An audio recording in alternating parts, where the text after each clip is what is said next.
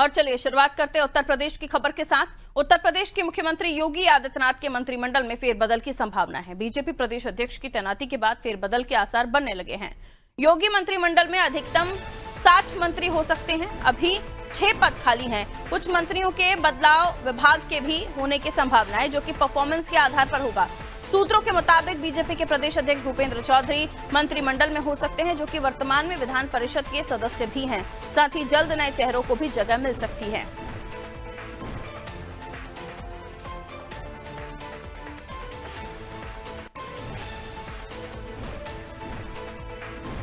मंत्रिमंडल में फेरबदल की सुगबुगाहट तेज हो गई है। 60 मंत्री अधिकतम हो सकते हैं। 6 पद खाली हैं और प्रदेश अध्यक्ष की तैनाती के बाद फेरबदल के आसार भी बनने लगे थे, जिसके बाद अभी जो खबरें निकलकर सामने आ रही हैं कि कुछ मंत्रियों के विभाग भी बदल सकते हैं। परफॉर्मेंस के आधार पर भी ये निर्णय लिए जाएंगे।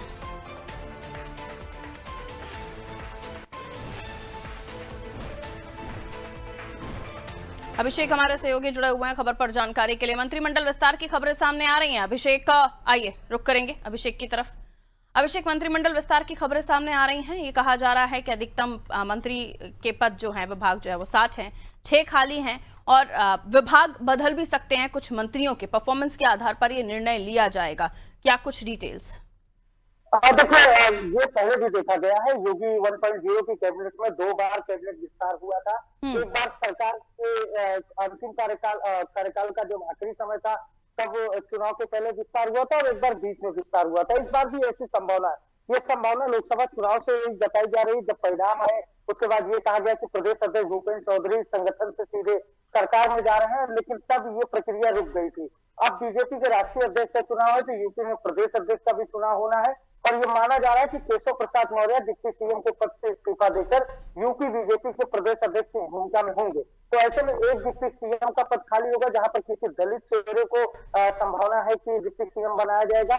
इसके बाद आप देखिए कि जितिन प्रसाद और अनूप प्रधान वाल्मीकि, योगी कैबिनेट के 2 मंत्री जब लोकसभा चुनाव में चुनाव जीते तो सांसद के रूप में केंद्र पहुंचे और उसके बाद ये 2 पद खाली हैं, उनके विभाग खाली बताए जा रहे हैं। इसके अलावा मुख्यमंत्री के पास कई विभाग है और जो 3 पार्टी के समाजवादी पार्टी के विधायक जो बगावत करके अब इस समय निर्दलीय की भूमिका में है, मनोज पांडे, राकेश प्रताप सिंह और अभय सिंह, उनमें से माना जा रहा है कि मनोज पांडे सपा सरकार में मंत्री रह चुके हैं, कई महत्वपूर्ण जिम्मेदारियां संभाल चुके हैं। तो मनोज पांडे यूपी कैबिनेट में नजर आएंगे, क्योंकि अब विधानसभा अध्यक्ष ने उन्हें असंबद्ध घोषित कर दिया है, यानी पूरी तरीके से वो निर्दलीय विधायक की भूमिका में। तो निर्दलीय विधायक की विधायिका के नियम के अनुसार किसी भी सरकार में शामिल हो सकता है, उसे समर्थन दे सकता है। तो मनोज पांडे एक चेहरा है जिनकी पूरी संभावना है। अखिलेश यादव भी खुद कह चुके कि उनको मंत्री बनना है और इसलिए हमने उनका टेक्निकल इशू खत्म कर दिया। तो ये उनके मंत्री बनने की जो संभावना है, इसकी चर्चा लखनऊ से लेकर दिल्ली तक है। इसके अलावा संगठन के कई ऐसे नेता है जिन्होंने 2022 के बाद संगठन में सक्रिय रूप से काम किया है, उनको सरकार में शामिल किया जा सकता है।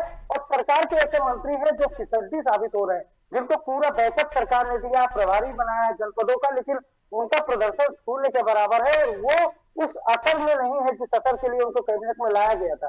तो ऐसे में इसमें भी बड़ा फेरबदल है कि कई जो सरकार के सदस्य हैं वो संगठन जाएंगे और कई संगठन के सदस्य सरकार में वापस आएंगे। और अगर केशव प्रसाद मौर्य यूपी के नए बीजेपी के प्रदेश अध्यक्ष बनते हैं तो डिप्टी सीएम का भी पद खाली होगा और 6 पद अभी ऐसे हैं जो इस समय रिक्त है, यानी 60 मंत्रिमंडल के सदस्य हो सकते हैं उत्तर प्रदेश की कैबिनेट में, जो उत्तर प्रदेश के लिए नियम है। और अब ये माना जा रहा है कि ये जो 6 पद है, इनमें से 3 पद भरे जाएंगे और एक डिप्टी सीएम अगर केशव प्रसाद मौर्य इस्तीफा देते तो 4 पद और 3 पद को बाद में छोड़ा जाएगा, क्योंकि एक बार सरकार के आखिरी समय में भी कैबिनेट विस्तार होता है। तो अब कितने मंत्री नए बनाए जाते हैं और कितने मंत्रियों का प्रमोशन होता है, कहा जा रहा है कि कुछ इंडिपेंडेंट जो विभाग के मंत्री हैं, स्वतंत्र प्रभार वाले, उनको कैबिनेट मंत्री बनाया जा सकता है। और कई कैबिनेट मंत्री भी ऐसे हैं जिनको उम्र के आधार पर रिटायर किया जा सकता है। कई स्वतंत्र प्रभार मंत्री ऐसे हैं जिनकी उम्र ज्यादा है। बड़ा फेरबदल होने वाला है, लेकिन ये माना जा रहा है कि 3 से 4 नए चेहरे योगी कैबिनेट में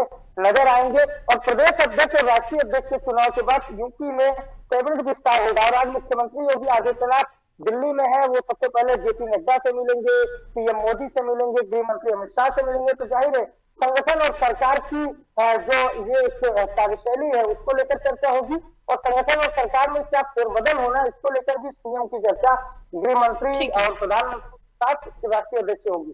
तो बिल्कुल। यूपी बीजेपी का ठीक बदलने है वाला है, अभिषेक। और जो स्वरूप बदलेगा जी।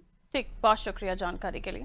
तो डिटेल में अभिषेक ने बताया कि कहां के नामों को लेकर सुगबुगाहट है, और केशव प्रसाद मौर्य को लेकर भी कहा कि जो अगर वो बीजेपी के नए प्रदेश अध्यक्ष होते हैं तो डिप्टी सीएम का पद भी खाली होगा। तो कुछ ऐसे स्थितियां आप समझिए कि बन रही हैं उत्तर प्रदेश में कि कुछ नए चेहरों को इंट्रोड्यूस कराया जा सकता है, कुछ को जैसे अभी जिक्र कर रहे थे अभिषेक की, जो समाजवादी पार्टी के 3 विधायकों को पार्टी से निष्कासित करने का काम समाजवादी पार्टी ने किया था। उनमें मनोज पांडे का नाम, मनोज का भी नाम, विधायक मनोज पांडे का भी नाम चर्चा में आया। बहुत सारी चीजें हैं जो हम आने वाले समय के साथ परिवर्तन देखेंगे, और सत्ता संगठन में बदलाव हो सकता है, ये भी खबरें निकलकर सामने आ रही हैं।